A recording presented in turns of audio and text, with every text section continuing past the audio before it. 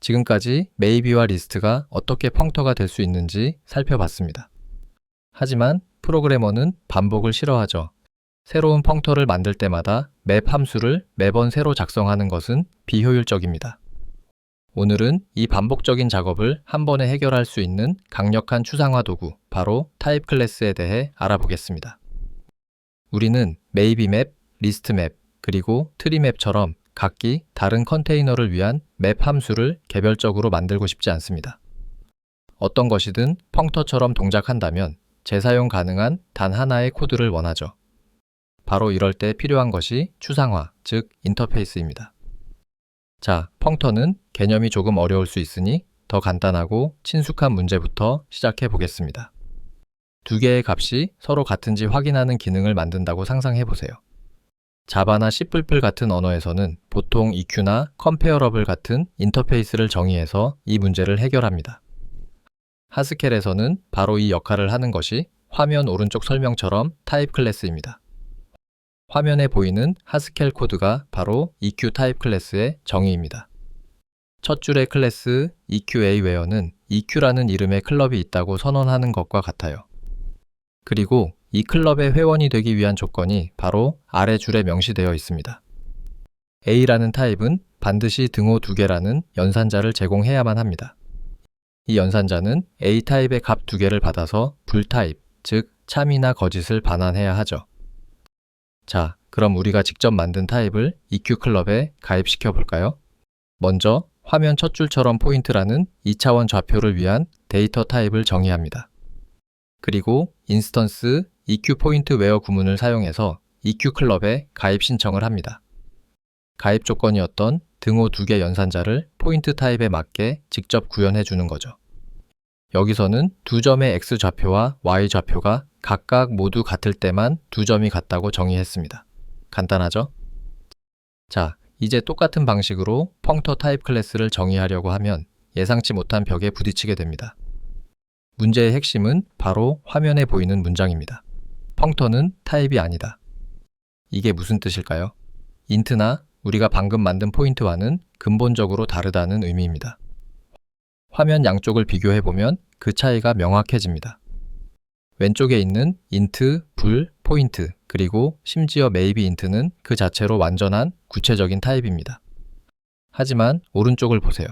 maybe나 리스트는 뭔가 허전하죠? 이들은 타입 생성자라고 불립니다. 타입 3개의 함수와 같다고 생각할 수 있어요.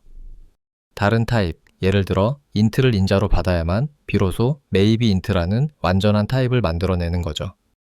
타입 클래스는 구체적인 타입을 위한 클럽인데 maybe 같은 타입 생성자는 어떻게 다뤄야 할까요? 이것이 바로 EQ 예제에서는 볼 수 없었던 펑터 타입 클래스만의 까다로운 지점입니다. 다행히도 하스켈의 타입 시스템은 화면의 설명처럼 이 문제를 아주 멋지게 해결할 방법을 가지고 있습니다. 이 코드가 바로 펑터 타입 클래스의 실제 정의입니다. EQA와 달리 펑터 F로 쓴 점에 주목하세요. 변수 이름이 A에서 F로 바뀌었죠. 컴파일러는 F맵의 타입 시그니처에서 FA, FB라는 표현을 봅니다. 그리고 생각하죠. 아, F는 A라는 타입을 인자로 받는 무언가구나. 즉, 타입 생성자구나. 이렇게 하스켈은 변수가 어떻게 사용되는지를 보고 그 종류를 똑똑하게 추론해냅니다. 이제 펑터 타입 클래스가 준비되었으니 maybe를 공식적으로 펑터 클럽에 가입시킬 수 있습니다. 여기서 정말 중요한 점은 화면 왼쪽 제목처럼 인스턴스 펑터 maybe라고 선언한다는 것입니다.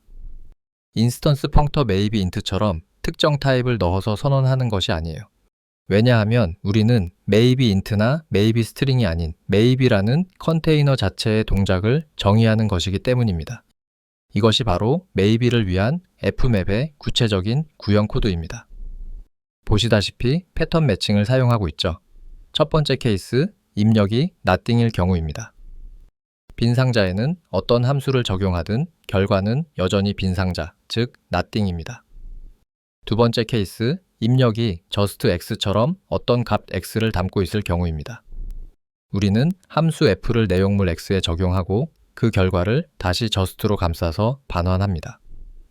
컨테이너의 모양은 그대로 내용물만 바뀌는 펑터의 규칙을 완벽하게 지키고 있죠.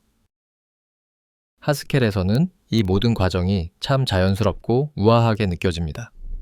이것이 얼마나 대단한 것인지 체감하기 위해 잠시 C++의 세계로 떠나보겠습니다.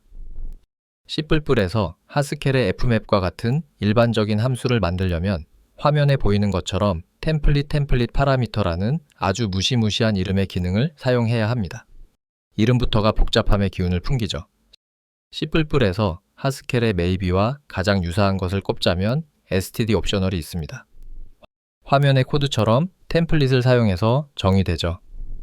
템플릿 클래스 t는 이 옵셔널 클래스가 어떤 타입 t든 담을 수 있는 컨테이너라는 의미입니다. 그리고 이것이 바로 그 무시무시한 템플릿 파라미터를 사용한 C++ 버전의 fmap 선언입니다. 여기 템플릿 클래스 f라고 되어 있는 부분이 핵심입니다. 이것은 f가 일반적인 타입이 아니라 다른 타입을 인자로 받는 템플릿이라는 것을 명시하는 문법입니다. 목표는 하스켈과 같습니다. fa라는 입력을 받아서 fb라는 결과를 내놓겠다는 것이죠. 하지만 문법이 훨씬 복잡하고 장황합니다. 이 방식은 단순히 문법이 복잡한 것을 넘어서 실제 사용에 여러 가지 문제점을 가지고 있습니다.